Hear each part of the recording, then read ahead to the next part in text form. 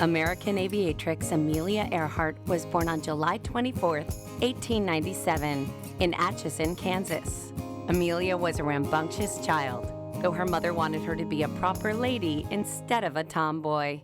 I can see Amelia growing up and seeing her mother juggling an alcoholic husband, not very much money, and I think throughout her life, Amelia tried to avoid any kind of conventional female life.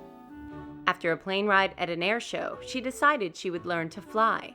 In 1928, she was invited to be the first female to fly across the Atlantic, but only as a passenger.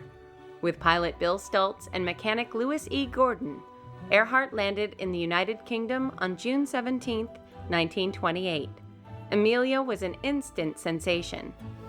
I think she was somewhat embarrassed by the attention she got, because as she knew, she had done nothing on this flight. She was just a passenger. She kept the log, but she really referred to herself as a sack of potatoes.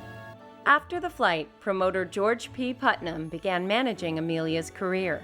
It's very difficult to describe G.P. Putnam.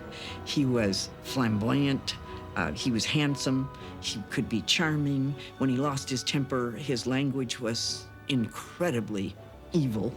Putnam began heavily promoting Earhart's career with lecture tours and product endorsements. People criticized GP for pushing Amelia too hard. Number one, I think she was a willing participant in this. And number two, she really had to do it. That was the way that you would raise the money for these flights. Though their relationship started out strictly professional, they would eventually marry in 1931.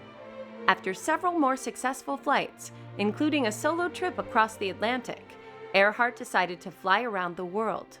Amelia and navigator Fred Noonan took off from Oakland, California on June 1, 1937, and made it 22,000 miles to Lae, New Guinea. On Earhart's last flight, having started out with ill health, fatigue, on the way along the flight, she would fly an average very often of 10 to 12 hours a day. So by the time she got to Lae, she was a wreck. The next leg to Howland Island was problematic. Overcast skies hindered celestial navigation, and it was discovered later they were using inaccurate maps. At 8:43 a.m. on July 3rd, U.S. Coast Guard vessel Ithaca received the last communication from Earhart and launched an immediate search. However, the plane was never found.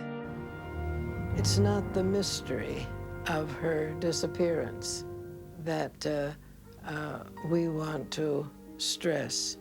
To her, flying was such a wonderful experience, and she wanted it to be safe.